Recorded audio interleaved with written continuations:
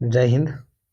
आज हम लोग इस वीडियो में 2022-23 के लिए क्लास 11th में जो ज्योग्राफी का ऑफिशियल मॉडल सेट जारी किया गया है उसी को आज हम लोग रिवील करने वाले हैं, जिसमें से आप लोग देख सकते हैं कि इसमें कुल 40 प्रश्न हैं। सभी प्रश्नों के उत्तर देना अनिवार्य है और प्रत्येक प्रश्न के 4 विकल्प दिए गए हैं, मतलब ऑब्जेक्टिव क्वेश्चन है। गलत उत्तर के लिए कोई अंक नहीं काटे जाएंगे। तो आज का जो इस वीडियो का हमारा पहला क्वेश्चन है, ये है भूगोल के जनक या पिता किसे कहा जाता है। इसका आंसर हो जाएगा ऑप्शन नंबर बी, एरिस्टोस्थेनीज। अगला क्वेश्चन है निम्नलिखित में से कौन सी स्थलाकृति नदी द्वारा निर्मित है। तो हिमोड़ जो होता है वो हिम के द्वारा होता है, बरखान रेत वाले प्रदेश में होता है, जबकि कंदरा काष्ठ वाले प्रदेश में होता है। तो इसका आंसर हो जाएगा ऑप्शन नंबर सी, गोखुर झील। अगला क्वेश्चन देखते हैं। तीसरा नंबर क्वेश्चन है हमारा कि निम्न में से कौन सा तत्व वर्तमान वायुमंडल के निर्माण व संशोधन में सहायक नहीं है। तो इसका आंसर हो जाएगा ऑप्शन नंबर बी, गैस उत्सर्जन। गैस उत्सर्जन की वजह से आज हम लोगों का जलवायु परिवर्तन भी हो रहा है, तो ये हमारा आंसर हो जाएगा गैस उत्सर्जन। अगला क्वेश्चन है चौथा नंबर, काष्ठ प्रदेशों में भूमिगत जल का कार्य अधिकतर किस क्रिया द्वारा होता है। इसका आंसर हो जाएगा ऑप्शन नंबर डी, घुलन। अगला क्वेश्चन देखते हैं। अगला क्वेश्चन है हमारा पांचवा नंबर क्वेश्चन है तारों का निर्माण कितने अरब वर्ष पूर्व हुआ था। तो इसका आंसर हो जाएगा ऑप्शन नंबर सी हो जाएगा इसका आंसर, 5 अरब वर्ष पूर्व। छठा नंबर क्वेश्चन है हमारा निम्न में से कौन प्रथम श्रेणी के उपभोक्ता है। तो इसका आंसर हो जाएगा ऑप्शन नंबर ए, बकरी। अगला क्वेश्चन देखते हैं। सातवां नंबर, पृथ्वी की आंतरिक परत कोर के निर्माण में किन तत्वों की प्रधानता है। तो चूंकि आप पढ़ भी चुके होंगे, पृथ्वी को अगर बीच से काटा जाए, मतलब उसे अगर यदि उसके नीचे तक देखा जाए तो मुख्यतः 3 परतों में इसको विभाजित किया गया है। ये 3 परत कौन कौन से हैं? सियाल, सीमा और निफे। तो सियाल और सीमा और निफे, जो कोर में होता है वो होता है निफे। निफे मतलब NIFE, निकेल और फेरम मतलब निकिल और लोहा। तो इसका आंसर हो जाएगा ऑप्शन नंबर डी, निकिल व लोहा। अगला क्वेश्चन है विश्व के सबसे ऊंचे वृक्ष पाए जाते हैं, कहाँ पाए जाते हैं। तो विश्व के सबसे ऊंचे वृक्ष जो हैं विषुवतीय वर्षा वन जीवों में पाए जाते हैं। इसका आंसर हो जाएगा ऑप्शन नंबर ए, विषुवतीय वर्षा वन जीवों, क्योंकि विषुवत रेखा में बहुत अधिक बारिश होती है। संवहनीय बारिश वहाँ बहुत अधिक होती है, तो जाहिर सी बात है कि वहाँ ऊंचे ऊंचे वृक्ष पाए जाएंगे। अगला क्वेश्चन है हमारा 9वां नंबर क्वेश्चन, दक्कन ट्रैप किस प्रकार के उद्गार का परिणाम है। तो Deccan trap option number C, प्रवाह का परिणाम है। अगला क्वेश्चन है 10वां नंबर हमारा, भारत के देशांतरीय विस्तार का अंतर कितना है। तो भारत का देशांतरीय विस्तार आप खुद भी इसको जांच सकते हैं। जो भारत का सबसे पश्चिमी जो विस्तार है वो है हमारा 68 डिग्री 7 मिनट से लेकर 97 डिग्री 25 मिनट तक। अगर यदि इसे आप 25 मिनट तक, अगर इसे आप 97 डिग्री 25 मिनट में से 68 डिग्री 7 मिनट घटाएंगे तो लगभग 30 डिग्री आता है। तो इसका आंसर हो जाएगा ऑप्शन नंबर बी, लगभग 30 डिग्री। तो साथ ही साथ इसमें आपको ये भी याद रखना है कि भारत का अक्षांशीय विस्तार कितना है। भारत का अक्षांशीय विस्तार 8 डिग्री 4 मिनट से 37 डिग्री 6 मिनट उत्तरी अक्षांश है। अगला क्वेश्चन है हमारा 11वां नंबर, प्लेट विवर्तनिकी सिद्धांत का प्रतिपादन किसने किया था।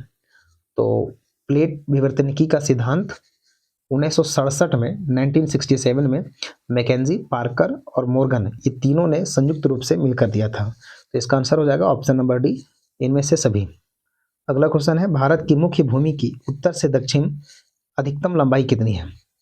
तो भारत से उत्तर से दक्षिण की जो अधिकतम लंबाई है वो है 2933 किलोमीटर। अगर यही पूछा जाए पूरब से पश्चिम तक तो ये हो जाएगा 3214 किलोमीटर। ये भी आपको याद रखने हैं। अगला क्वेश्चन है 13 नंबर, संवहन धारा सिद्धांत किसने दिया था? तो संवहन धारा का सिद्धांत option number A Arthur Holmes ने दिया था। आर्थर होम्स ने 1930 के दशक में अपना यह सिद्धांत प्रतिपादित किया था। अगला क्वेश्चन है हमारा 14 नंबर, गंगा की सबसे लंबी सहायक नदी कौन सी है? तो सिंपल से इसका आंसर है ऑप्शन नंबर सी यमुना। 15 नंबर क्वेश्चन है, निम्न में से कौन सा एक गौन प्लेट है?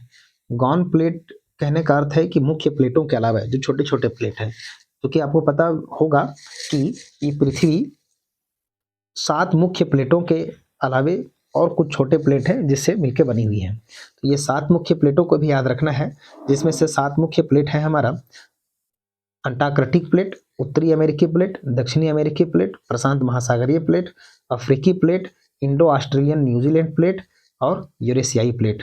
इसके अलावा जो छोटे छोटे मुख्य प्लेट हैं जैसे अरेबियन, नज़का, फिलीपींस, कोकोस, कैरोलिन, ये सारे प्लेट को गौन प्लेट कहा जाता है। तो यहाँ हो जाएगा option number D Arabian plate. अगला क्वेश्चन है हमारा 16 नंबर, निम्न में से कौन सी नदी डेल्टा के स्थान पर ज्वार नदमुख बनाती है? तो भारत की 2 मुख्य नदियां नर्मदा और तापी, ये 2 नदियां हैं जो कि ज्वार नदमुख का निर्माण करती हैं और ये दोनों अरब सागर में अपना जल विसर्जन करती हैं। तो इसका आंसर हो जाएगा ऑप्शन नंबर ए नर्मदा।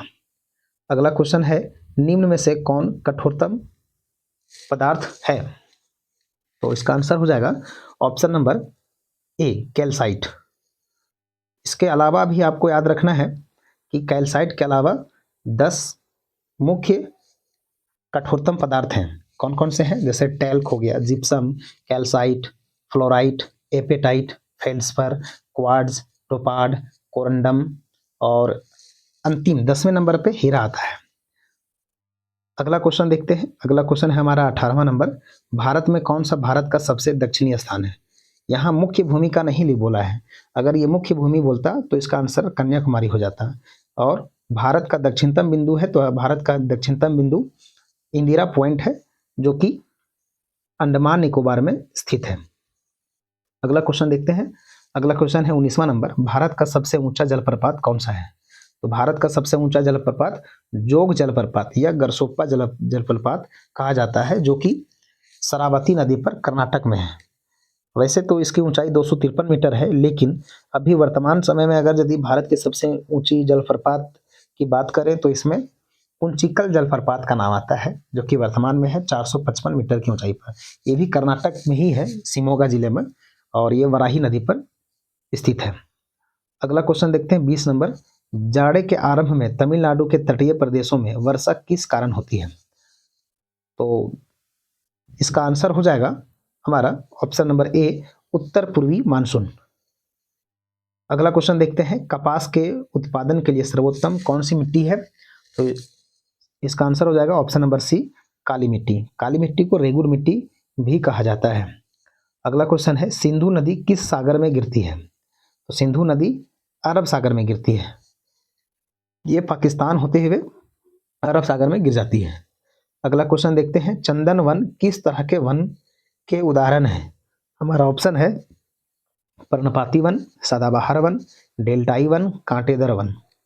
तो इसका आंसर तो ऑप्शन नंबर ए होगा पर्णपाती वन। वैसे पर्णपाती वन को भी 2 भागों में बांटा जाता है, एक को कहा जाता है आर्द्र और दूसरे को कहा जाता है शुष्क। आर्द्र में चंदन, आंवला, महुआ, सेमल, कुसुम आदि जैसे पर्णपाती वन या वृक्ष पाए जाते हैं, जबकि शुष्क पर्णपाती वन में तेंदुआ हो गया, तेंदु का वृक्ष हो गया, पलाश हो गया, अमलतास हो गया, बैर हो गया, खैर हो गया, इस प्रकार के वृक्ष पाए जाते हैं। अगला क्वेश्चन है हमारा 24वां नंबर, भारत उत्तर भारत के मैदान में चलने वाली शुष्क एवं गर्म पवन क्या कहलाती है? तो इसका आंसर हो जाएगा ऑप्शन नंबर सी लू।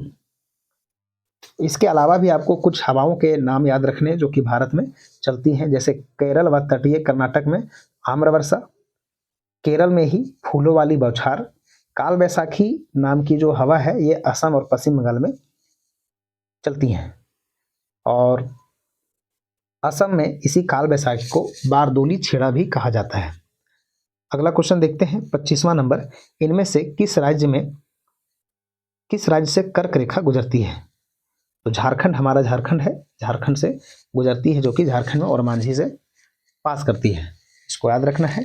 और इसके अलावा भी आपको जो भारत के 8 राज्यों से होकर कर्क रेखा गुजरती है उनको भी याद रखना है।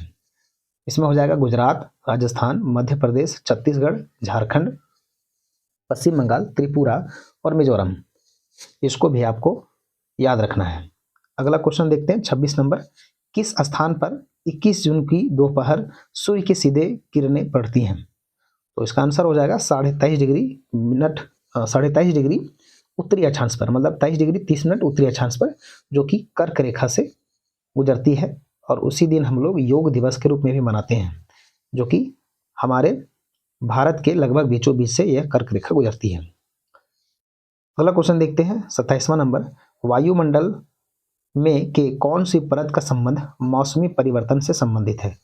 तो सिंपल सा इसका आंसर होगा ऑप्शन नंबर ए, क्षोभ मंडल। अगला क्वेश्चन है, वायुमंडल में नाइट्रोजन गैस का प्रतिशत कितना है? तो ऑप्शन नंबर बी इसका सही हो जाएगा 78.8%। अगला क्वेश्चन है, इनमें से कौन ग्रीन हाउस गैस नहीं है? तो कार्बन डाइऑक्साइड, मीथेन, ऑक्सीजन, ये तीनों गैसें कार्बन डाइऑक्साइड है, सॉरी ऑक्सीजन नहीं है, क्लोरोफ्लोरो, जबकि ऑक्सीजन है, जो कि carbon dioxide gas, sorry green house gas नहीं है, ऑक्सीजन। तो इसका आंसर हो जाएगा ऑप्शन नंबर डी। अगला क्वेश्चन देखते हैं 30 नंबर, उत्तरी गोलार्ध में पवनों का दाएं ओर विक्षेपण होता है, ये किसके कारण होता है? तो इसका आंसर हो जाएगा ऑप्शन नंबर बी, पृथ्वी के घूर्णन गति के कारण, और इसे हम लोग कोरियोलिस बल भी कहते हैं। अगला क्वेश्चन देते हैं हमारा 31 नंबर, महासागरीय जल के ऊपर या नीचे गति किससे संबंधित है? तो ज्वार से संबंधित है, ऑप्शन नंबर ए इसका सही हो जाएगा। अगला क्वेश्चन है 32 नंबर, पृथ्वी की सतह पर गिरने वाले जल के रूप के क्या कहते हैं? तो इसको हम लोग कहते हैं वर्षण, ऑप्शन नंबर ए इसका सही हो जाएगा। अगला क्वेश्चन है, महासागरों की औसत लवणता कितनी है? तो इसका जो आंसर है ऑप्शन नंबर डी होगा 37%। सामान्य खुले महासागर की लवणता की बात करेंगे तो 33% होगा, और लवणता जो मापा जाता है प्रति 1000 ग्राम समुद्री जल में घुला हुआ नमक की मात्रा को के रूप में इसको प्रदर्शित किया जाता है। तो इसका आंसर हो जाएगा 37, ऑप्शन नंबर डी। इसके अलावा भी आपको याद रखना है कि अगर यदि चारों तरफ से घिरा हुआ जैसे लाल सागर है तो उसकी लवणता 41% होती है। इसके अलावा मृत सागर की जो लवणता है ये 238 प्रति 1000 जल में नमक घुले हुए की मात्रा होती है। इसके अलावा टर्की में जो वॉन झील है इसका 330 है, जबकि ग्रेट सॉल्ट झील का 220 है। याद रखना है, इसको भी क्वेश्चन पूछा जा सकता है। अगला क्वेश्चन है 34 नंबर, निम्नलिखित में से कौन किसी स्थान के तापमान को प्रभावित कर सकता है? तो इसका आंसर हो जाएगा सभी, इनमें से सभी, ऊंचाई, अक्षांश, समुद्र से दूरी। इसके अलावा भी आपको याद रखना है कि एक ट्रिक होता है एल लैंड फॉर्म, LANDFORMS, मतलब एल से latitude, S altitude, nearness of sea, और डी से हो जाता है डिजर्ट, एफ से फॉरेस्ट। इस प्रकार से इसका बहुत सारे जलवायु के कारक है जिससे वहाँ के तापमान को प्रभावित होती है। अगला क्वेश्चन है 35 नंबर, निम्नलिखित में से किस मिट्टी की श्रेणी में खादर और बांगर आते हैं? तो इसका आंसर हो जाएगा जलोढ़ मृदा। जलोढ़ मृदा का ही प्रकार है खादर और बांगर। अगला क्वेश्चन है 36 नंबर, निम्नलिखित में से वह कौन सी प्रक्रिया है जिसके द्वारा जल द्रव से गैस में बदल जाता है? इसका आंसर हो जाएगा ऑप्शन नंबर सी, वाष्पीकरण। अगला क्वेश्चन है, प्रकाश वर्ष किसका मापक है? तो प्रकाश वर्ष दूरी का मात्रक है। अगला क्वेश्चन देखते हैं 38 नंबर, आपदा प्रबंधन के अंतर्गत है निवारण, पुनर्निर्माण, पुनर्वास या इनमें से सभी? तो इसका आंसर हो जाएगा ऑप्शन नंबर डी, इनमें से सभी। विश्व का सबसे गहरा महासागर कौन सा है? तो इसका आंसर हो जाएगा प्रशांत महासागर सबसे गहरा महासागर है। तो अगला क्वेश्चन देखते हैं 40वां नंबर, सूर्य ताप की सबसे ज़्यादा मात्रा कहाँ प्राप्त होती है? तो सूर्यताप की सबसे अधिक मात्रा भूमध्य रेखीय क्षेत्र में मिलती है। इसका आंसर हो जाएगा ऑप्शन नंबर ए। इस तरह से हम लोग 40 क्वेश्चन ज्योग्राफी के जो मॉडल सेट हैं इसका आंसर हम लोग देखें। आशा करता हूं कि आप लोग इस वीडियो से आपको बहुत ज़्यादा हेल्प मिलेगी।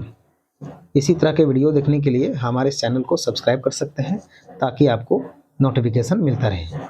धन्यवाद।